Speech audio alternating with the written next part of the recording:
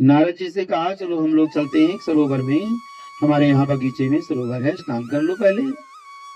अब नारद जी को लेकर गए उस जलाशय में, कहा जाओ पहले स्नान करो फिर हम भी करते हैं।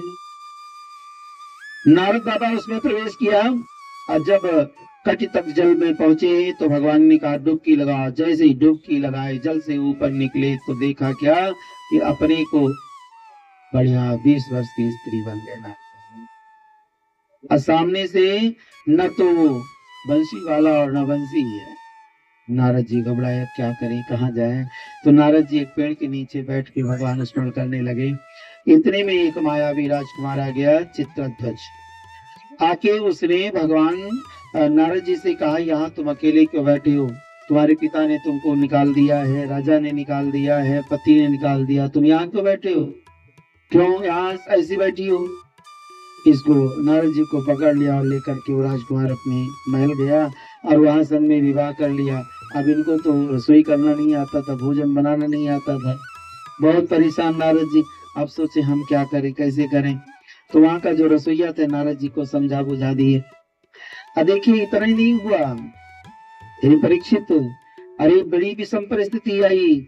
यहाँ तक कि नारद जी को 12 बच्चे हो गए, बड़ा लंबा चौड़ा परिवार हो गया, बड़े संकट में पड़ गए। कहाँ वो भजन, कहाँ ये माया। अब नारद जी रोए, इधर उधर फिरे, हे भगवान कहाँ चले गए, हमको ऐसे माया जाल में छोड़ के, हमारी रक्षा करो प्रभु, हमारी रक्षा करो प्रभु, हमारी रक्षा करो। नारद जी ऐसे दुखी हैं। नारद जी कहते हैं कि कृष्ण कृष्ण में प्रेमात्मन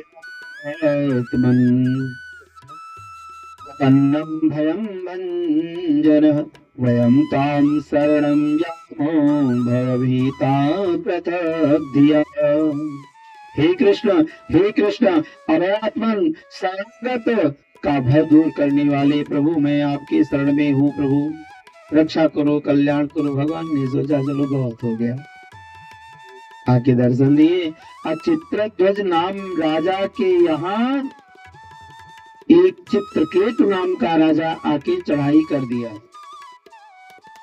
और इस राजा को पकड़ के उसने बंदी बना लिया। अब बाल बच्चे जो 12 थे सब मारे गए, पूरा राज तहस नहस कर दिया। अब नारद बाबा बैठे वही रणस्थल में रो रहे हैं। तब तक वही कुमार फिर बालक आया। अब बोला चलो आज हमारे सत्संग स्नान करो, फिर तुम्हारे साथ हम फिर विवाह करेंगे। बोले अब नहीं करेंगे हम विवाह। उसी सरोवर में ले जाते ही नारद जी जैसे ही प्रवेश किया, स्नान किए हैं, तुरंत पुनः नारद की रूप में प्राप्त हुए हैं। सामने देखा भगवान खड़े हैं। नारद भगवान को देख करके कहा प्रभु पहले एक वचन दो। क्या? बोले अब और किसी भक्त के साथ ऐसा मत करना। भगवान बोले जो भक्त मेरी इस कथा को सुन करके मेरे विषय में चित्तात्मक करेगा कि हमने 16,108 विवाह किया है या ये पत्नियां है, हमारे विषय में अगर ऐसी उसने सोच करी तो मैं यह परीक्षा जरूर लूंगा। इसलिए भगवान के इस विवाह प्रसंग में, इस विवाह के प्रसंग को सुन करके योगेश्वर स्वरूप मेरे भगवान है, मेरे प्रभु हैं, इनका विवाह अगर हुआ है तो 16,108 मंत्र से हुआ है। वही उपासना खंड का जो उपासना करता है वो भगवान उसको प्राप्त हो जाते हैं। बोली भक्तवत्सल भगवान की। एक दिन राजसूय यज्ञ में सर्वश्रेष्ठ विभूतियों के सामने जरासंध आता है, उससे युद्ध होता है। भीम ने उसके जंघे तोड़ दिए हैं। भीम ने मार करके भगवान से उसका मुकुट छीन लिया है। अग्नि पूजा करवा के शिशुपाल का वध किया भगवान ने, सालों का उद्धार करवाया, दंतवक्र का वध किए हैं। अब इसके पश्चात भगवान ने श्याम सुंदर एक दिन विराजमान अपनी आसन पर, रुक्मिणी भी बैठी है, पूरा समाज बैठा है, द्वारकाधीश कन्हैया भी विराजमान है। बस एकाग्र चित बैठे थे। तब तक मैया ने कहा आज बहुत मौन क्यों बैठे हो? भगवान बोले मौन इसलिए हूँ क्योंकि जब मुझे ब्रज के वासी याद आते हैं ना तो मैं कुछ बोलता नहीं हूँ। बोले आज किसकी याद आ रही है? बोले वो जो अपना किशोरी है ना। मैया ने कहा तुम किशोरी की बात हर बार करते हो तो एक बार किशोरी को मिला दो ना हम सबसे, हम भी देख लो कैसी है। जब देखो तब कह दो मेरी किशोरी, मेरी किशोरी, किशोरी से मिलाओ ना एक बार हमको। तो इस बार यशोदानंद किशोरी साहब को बुलाया गया, भेज दिया अपना वाहन, गरुड़ जी को कहा जाओ बैठा के ले आओ। अब मैया राधिका किशोरी जी को बैठा करके ले जाता है। और जब माता किशोरी जी से सब लोग मुलाकात करते हैं, बात बतियाते हैं, तो भगवान ने कहा देखो इनको जल्दी वापस जाना है, बिना सास को बताए, बिना बेटी को बताए, बिना पति को बताए ही चली आई है, इसलिए जल्दी वापस जाना पड़ेगा। अब जल्दी में इनका स्वागत करो। अब बात करने से थोड़ी स्वागत होगा, अरे कुछ ला के खिलाओ पिलाओ ना। तो एक गरम गरम दूध लेकर के आ गई बढ़िया पात्र में, और दूध हाथ में दिया मैया राधा जी को। तो राधा जी को जल्दी भी पड़ी थी, दूध बहुत गर्म भी था, सोचा इतना जल्दी इसको पी लो कि जल्दी से चल दो यहाँ से। अब मैया ने उस दूध को उठा के गड़गड़ गड़गड़ पीती चली गई, और सारा दूध की गर्मी जो थी वो हृदय पर गया, और हृदय पर ही भगवान का चरण था। तो जितनी गर्मी थी सब भगवान के चरण में लग गया, और वहीं से दूध ठंडा होकर के माँ के उदर में गया। मैया को भेजा गया और सब लोग वहां से वापस चले आए ब्रज को। फिर भगवान शयन कक्ष में शयन कर रहे थे, मैया पहुंची, चरण दबाने लगी। और जैसे ही चरण में तालू में हाथ लगा तो भगवान बड़े जोर से सिसक बैठे। मैया रुक्मणी ने कहा क्या हो गया प्रभु? अरे आपके चरणों में तो बड़े बड़े छाले पड़े हैं, जबकि आज आप कहीं गए नहीं थे, बाहर भी नहीं निकले हैं, तो ये छाले कैसे पड़ गए? ये आपका पैर जल कैसे गया? भगवान मुस्कुराते हुए कहा देवी जब आज तुमने दूध पीने के लिए दिया था ना किशोरी जी को, तो जितनी उसकी गर्मी थी वो हमारे चरण में लग गया, क्योंकि मेरे चरणों का आश्रय लेती है, मेरे चरणों की सेवा करती है, मेरे चरणों को हृदय में धारण करती है। तो जब हमारे भक्त के ऊपर कोई कष्ट आता है तो हम अपने चरण को लगा देते हैं, इसलिए उसके ऊपर कोई बाधा नहीं होती है। हमने उसके दूध को ठंडा कर दिया। मैया किशोरी जी की इस दया प्रशंसनी को देख करके मैया रुक्मणी ने कहा प्रभु धन्य है आप, ऐसे अपने भक्त की आप रक्षा करते हैं।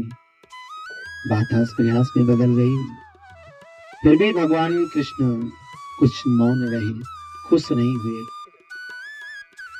अप्रसन्नता देख करके, मुख पे कुछ उदासता देख करके मैया ने सोचा और कुछ ऐसी बात करें जिससे भगवान प्रसन्न हो जाए, मेरे भगवान हंसने लगे। तो मैया ने कहा आप बार बार पूछते थे ना कि मेरी सखियां कोई है कि नहीं, मेरी सखियां थी कि नहीं, जब हम विवाह करके आई थी डोली में बैठ करके विदा होकर, तो आप कहते हैं ना बार बार कि आप सखी के लिए नहीं रोते थी। तो प्रभु बात ये थी कि मेरी कोई सखी तो बहुत थी वहां, लेकिन मैंने आप जैसे सखा को पाके सब सखियों को भूल गई। भगवान फिर भी नहीं हंसे। मैया रुक्मणी ने कहा क्या बात है, आज आप बहुत उदास बैठे हैं, बात क्या है? अच्छा तुम ही बताओ, क्या तुम्हारे कोई सखा नहीं थे क्या? आज जैसे ही सखा शब्द सुने भगवान बड़े तेज से रोने लगे। भगवान इतने जोर से रोए कि मैया तो डर गई। 16,108 भवन में रहने वाला एक लोग दौड़ करके आए, क्या हो गया, क्या हो गया, आज प्रभु क्यों रोए हैं? ऐसी कौन सी बात आ गई? मैया ने कहा हमने कोई गलती कर दी, मैंने आपको कोई अन्यथा बात कर दी, आपको कौन सा कष्ट हो गया, आप क्यों रोने लगे हैं? आप शांत हो जाइए, आप शांत हो जाइए प्रभु, आप क्यों इतना रोए जा रहे हैं? लेकिन भगवान कुछ बोलते नहीं, बस रोए जा रहे थे।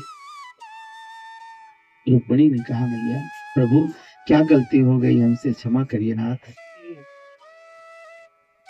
भगवान ने कहा देखो आज आपने जो सखा की बात कही है, मेरे भी जीवन में, मेरे बचपन में मेरा एक सखा था, हम साथ ही साथ पढ़े थे।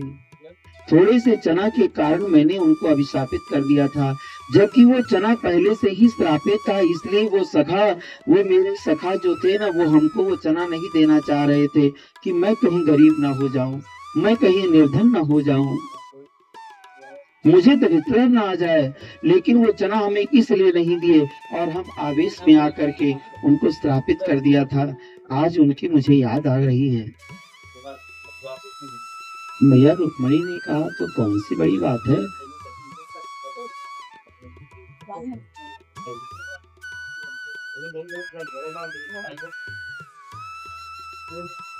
माइक दे दो,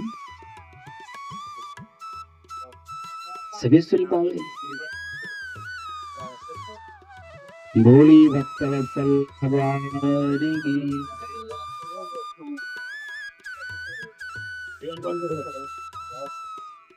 तो भगवान